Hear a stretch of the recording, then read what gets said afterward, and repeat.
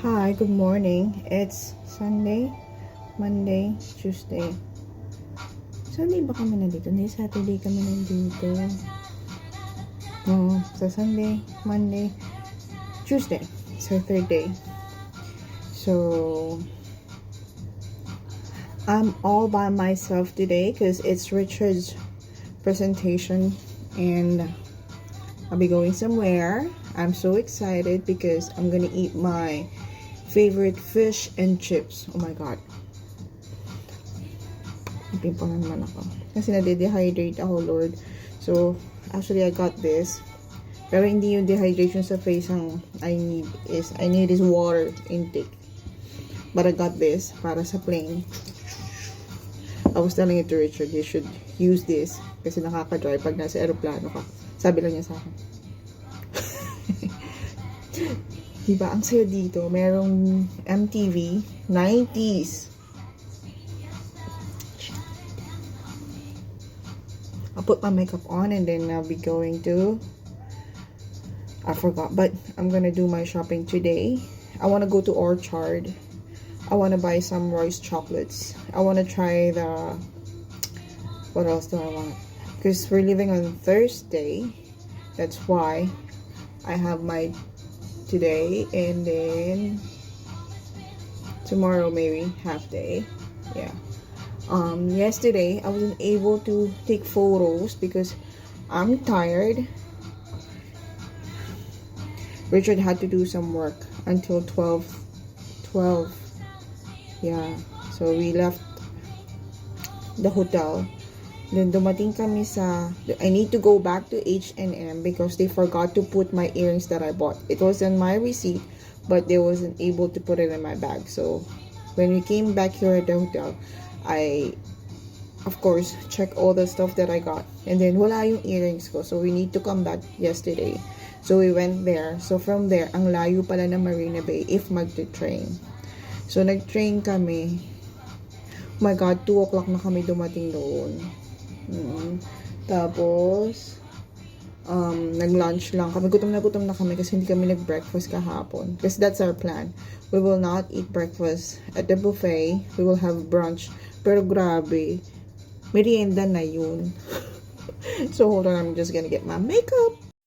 So I already prepped my face with sunblock, vitamin C, sunblock, moisturizer, stuff like that. So I'm gonna put my makeup now. Pang whole day din to kasi mamaya after ng food presentation ni Richard, babalik kami sa Marina. Kakain kami sa may na-try kami na dessert. Pinakain ko si Richard kasi sa, oh my god, pinakain ko siya sa food court. Oh my lord. Kasi gutom na ako. Tapos I wanna try those food courts. Nakita ko kasi yun kay Chef RV Manabat. And then okay, di ba? Oh my god. Hindi niya nagustuhan. Tapos may nakita kaming restaurant. Sabi niya, dapat ano na lang tayo. Restaurant na lang tayo. At naman, di ba, tinatry lahat ng food. Pero yung akin din, oh my god, yung fish ko, can you imagine? Flour lang ata yun. Sabi ko nga, what would you expect? Eh, yung food ko, $11 dalawa na ulam. Yeah. So, ganun talaga. Of course, you get what you pay for. So, yeah. Medyo na inis siya sa akin dun sa part na yun. So, may nakita kami. Hindi mainis na inis. But sabi niya, sana kumain tayo na masarap. Ganyan. Malay ko ba hindi masarap? Alam ko nga may mga Michelin pa dun eh. Kaya takot ako yan daling sa mga, yung mga, ang tawag na, hawker ba yun?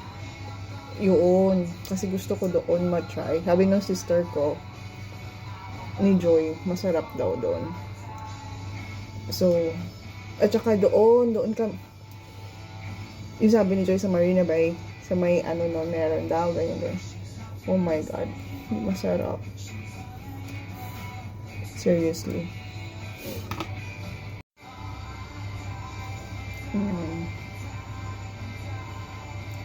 Nakabili ako niyang Aveeno. Aveeno. Sasabihin ko.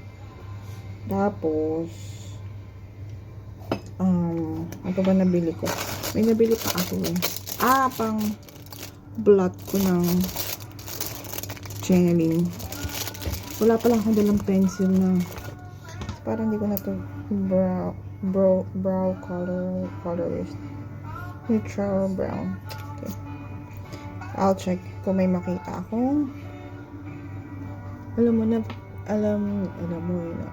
I'm getting crazy sa mga lipstick tsaka sa makeup. Ewan ko ba? Kung ako makeup artist, bili ng makeup. Pagagalitan ako nito ng tatay ko. Alam ko pharmacist ako, pero ba't ako bili ng makeup? Bumili ako nito. Ito. Sa duty free. Kasi mura. 50 off. Pero kung hindi siya 50 off, hindi ako buy. Hello. Ito din, mga nakasale lang. So, kung di naman sila nakasale, hindi tayo buy kasi hindi tayo mayaman. Pero, nakabili ako ng lip maximizer. Parehas ang kulay. Ba yan? So, yeah. Yun ang hahanapin ko pala. Isa pa is the lip maximizer from Dior. Naghahanap ako nung gusto ko matry yung nag-glitter. Naman ako nagre-red lipstick. Ako talaga dahil sabi ko I'm not impulsive anymore. But parang nagiging impulsive na naman po tayo. Pero hindi. Mga binili ko this trip is yung mga damit. Kasi sa Fiji may mall doon, pero dalawang klase lang yung talagang yung tatlo lang sila, ikot ka lang doon. So it's sobrang yung chances of winning na makasabay mo parehas kayo ng damit is sobrang lapit. Ganon.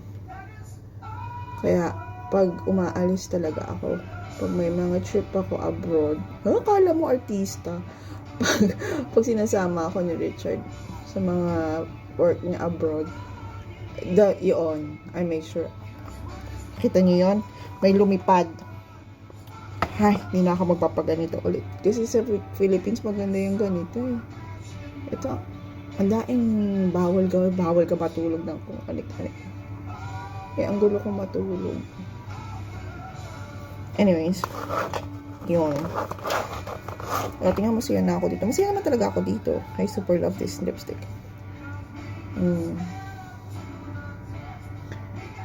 I'm excited. Excited ako kumain ng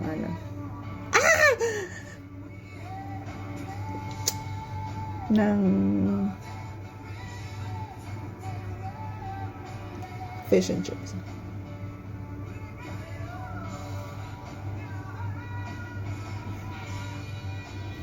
Nag-get ready with me din ako yesterday. Pero hindi ako makapagkwento kasi Richard is working.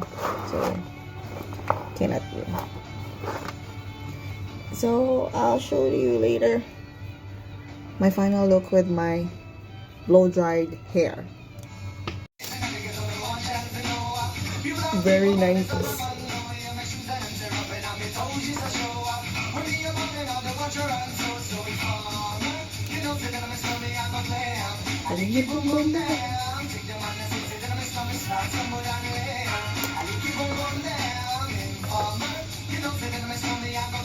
Hindi ko marinig sa blower. So, I'm done.